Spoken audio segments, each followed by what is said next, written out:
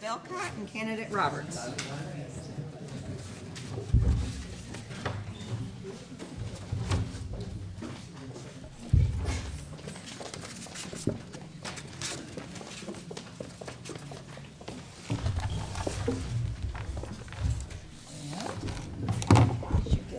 Set up. You can slide this if you want. They'll adjust the microphone upstairs for the camera. Okay. Okay.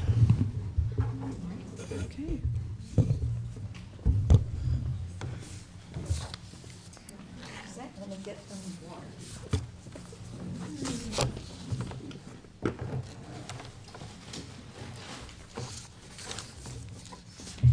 Oh, thank you. I don't know either. Thank you.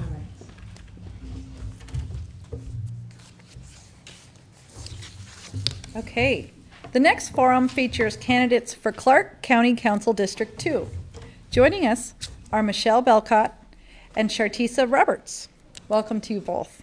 Thank you. Thank you. Candidates, please watch the league timers and stay within the timelines for each question. You will have 60 seconds to answer each question.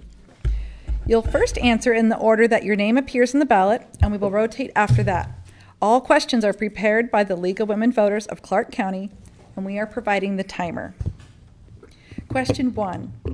Why do you want to be a council member? What issues are most important to you, and what skills and abilities would you bring to the position? Starting first with candidate Belkot. Hello, I'm Michelle Belkot, running for County Councilor District 2. I'm running to bring the voice back to District 2.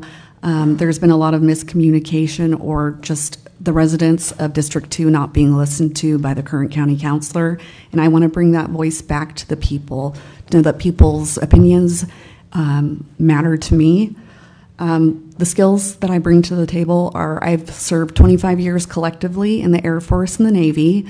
I have 20 plus years in acquisition of multi-million-dollar construction and architecture and engineering contracts in the federal government, and I'm a veteran, a mother, and I bring a very diverse and experienced background to this position. Candidate Roberts. Hi, everyone. Thank you so much for having me. I am Shartisa Roberts, and I'm running for County Council District 2. I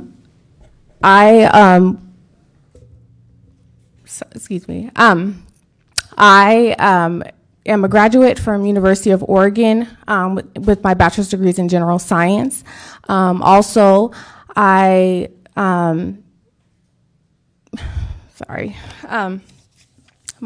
have background experience in HR and transportation. And then also when it comes to problem solving, I understand the importance of involving others to maximize the solution that benefits everyone. Being a leader is important to listen and to be transparent and collaborative. Just like you, I want to see the county safe and thriving, not just for today, but for tomorrow as well. Aerial fireworks have become a greater fire hazard because of the drought in recent years.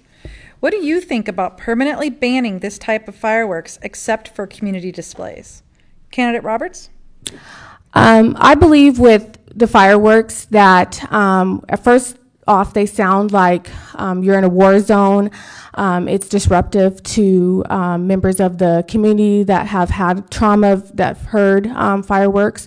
But I also understand that it is a way of celebration, especially 4th of July is a very patriotic holiday. So I'm willing to continue to have those community conversations, but then also realize and that it does take resources from fire and also code and reinforcement as well. So we need to be mindful of that too. So I'm willing to have those conversations, but I understand the importance of both sides. Candidate Belkot?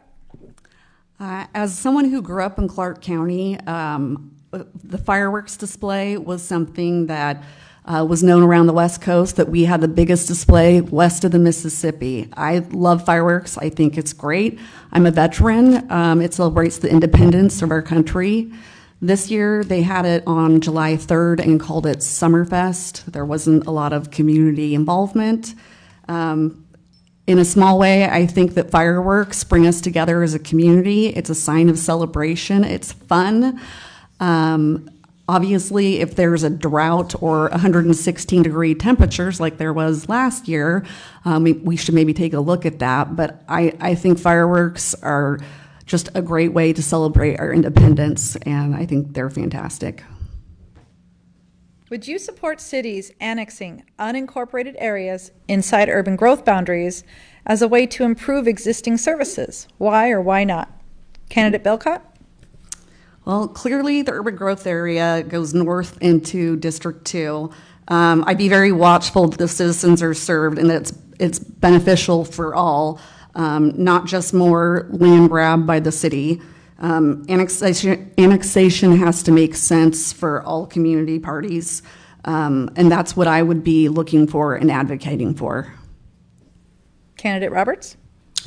I think I can speak for most of the constituents in District 2 that we wouldn't necessarily, we like how things are done right now currently with the county services, but if we were annexed into the city, I would ensure that we work together to make that transition smooth for all of us.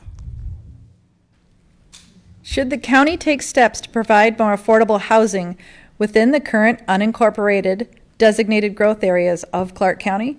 If so, how? Starting with Candidate Roberts. I definitely think that we should be expanding the resources for affordable housing. In a study done by Wallet Hub, Vancouver was ranked 175th, and that was the 8th worst on the list because the city's tight market, and more than 25% of the homeowners are spending more than 30% of their income towards housing. The county council also makes permits and zoning policies that we need to enhance our mixed housing with more apartments, multifamily houses, and District 2 can definitely handle more urban density. We need to look at innovative ways to serve our community, and I think we need to definitely look at working towards better affordable housing because that is one of the reasons why we have such a large homeless population as well. Candidate Belkot? Affordable housing is a very complex issue. Just in Clark County, just before digging a hole with all the permits it takes to build a house, it's $93,000 as of 6 months ago, which that's a lot of money. I think things also get very convoluted with the county, with the cost of permits and the amount of permits that are required to build a house in the county. Recently, when the county had the buildable lands reports, it seemed very lopsided and didn't really address the county government part. It didn't show what they could do to lower costs for the people to afford homes in Clark County. So I think they really need to look again and look at that. But they really need to address the permitting issues. I've talked to a lot of building stakeholders in this area that have said that it's really a problem and that getting through to the permitting office is a nightmare if they can get through at all. Specifically, what transportation projects would you rank highest for the use of county road funds? Starting with Candidate Belkot.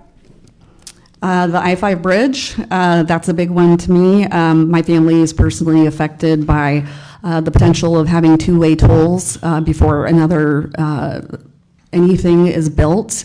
I can't even imagine paying $16, maybe even more. That really needs to be addressed. It's been an issue for 2 decades. I remember when it was Columbia River Crossing, and now it's the Interstate Bridge. I don't think that tolls are the answer to that. To build the 205 bridge, they built that bridge with gasoline tax money. They didn't do it with tolls. So it can be done, and I support a third bridge now. Candidate Roberts? I think with transportation, the top resources or programs that we need to be looking at are one is the I-5 interchange off of 179th. Also, we need to be looking at the Vine that will be coming from the waterfront all the way through Salmon Creek through Highway 99. Also, I think it's important to maintain our roads.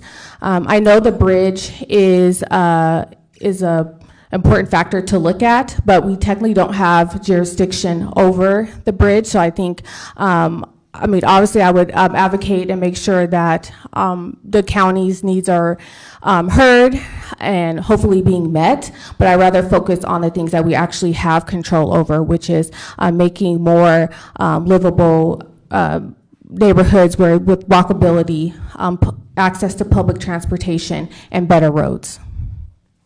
Do you support the proposed charter amendment to adopt ranked choice voting for county positions? Why or why not? Starting with candidate Roberts. I think ranked choice voting is a great opportunity for nonpartisan races. I think it gives more opportunity for people of color and women to be represented in government and also be a reflection of the community. And also, I think it's a safe and effective way for our voices to be heard more by we can go with the public or popular person, but we also can try to vote for people that are that we also like as well by ranking them. So I think it's a great idea. Candidate Belkot. I personally don't like it and support it. I don't think that it works. It's been repealed in several different counties in our state. In 2009 in Pierce County, why did they repeal it? It was complicated. It was costly. The candidate with the most votes isn't guaranteed to win, which that's an issue. Many citizens have serious concerns about voter integrity that go back to 2016, 2020. I don't think right now is time for a complicated and confusing system to throw on top of our voting system. I support rejectall6.com, and I really encourage people to go to rejectall6.com to check that out. How can the council improve the perception by some residents that their input is not valued when a proposed project may affect them? Starting with candidate Belkot. Can you repeat the question again? Sure. How can the council improve the perception by some residents that their input is not valued when a proposed project may affect them? Probably by communicating with people. I know in District 2, the current county councilor doesn't respond to several different stakeholders, business owners, to the point where they have sent her certified mail and she doesn't respond back. In the voter's pamphlet, that's my personal cell phone number. So if the voter had a concern that had to do with any project within D2, they could give me a call. It's me, it's not an answering service. Being responsive to emails, that's also helpful. Feel free to reach out to me anytime now and if I get elected. Candidate Roberts. Can you repeat the question again? How can the council improve the perception by some residents that their input is not valued when a proposed project may affect them? I agree. I think that we are not being heard, and I think it's important to create different ways of communicating to the constituents and also being available. I'm very responsive as well. My phone number and email is listed on my website and in the voter guide as well. So if you have any questions, please let me know. But also while canvassing, a lot of people don't even know what is going on, what the county council even does. So I think it's very important to continue to educate our constituents, our everyday people on what's going on with the community before we've already made a decision and then we say, oh, we want your input now. So in understanding what the county does and how we serve you, and then also when projects arise, involve them from the very beginning, not the end. The new council will be adopting an updated comprehensive growth plan by 2025. If you were the sole decision maker, how would it look different from the current plan? Starting with candidate Roberts. What I like about the growth plan is that we can always readjust it, right? I think it's important to look how mindful what we're doing with the land use and how we're using that land use, whether it's in, we're looking at open spaces, rural develop, or not rural development, but keeping our rural spaces for our farmers. Also looking at our high densely populated areas and how we can adjust the growth and moving that. I think it's important to invest in businesses as well, whether it's small or large. I think it's important also to look at where we're placing schools and police facilities and fire stations. And I think with the plan, I also think it's important to involve the community as well. I don't think I should be the solely person on making those decisions. I think it's very important to involve and ask the community what we're looking for with following the policies of the county. Candidate Belkot? The county's urban growth area does not have enough vacant land to meet future needs. I think there's a disconnect between what the county feels its obligation is and what the reality is. I think we need a variety of different housing. We need to find, we need areas with high density urban development, cottage housing, accessory developing dwelling units, apartments. There's a lot more housing opportunities that we could involve our community in, and I think that needs to have another go around in reviewing what is our needs for our community and what's in that plan, because our population growth has exponentially exploded in this county and we need more housing. The county recently passed a resolution to transfer oversight of the jail from the sheriff to the county council. Do you support this move? Why or why not? Starting with candidate Belkot. I was very shocked and dismayed about that decision because they didn't ask for any public input. They just sprung it on us without talking to any of us. Even the two sheriff candidates that are running right now, they spoke out against it and asked for more time to make the decision making. And then today, one of the former sheriff candidate during the primaries was appointed as taking over jail services with no oversight by the sheriff, the way that it will now be set up for the future. I think that's a big problem because that makes it so the county counselors have no input or control over jail services now, and that a hired county employee will now be making those decisions. So if they have an issue with his performance, the sheriff can't do anything about it. He can't fire him, and neither can the county counselors. So I was not supportive of that decision. Candidate Roberts?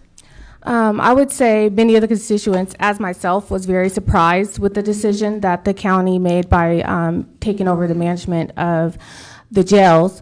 But and even watching the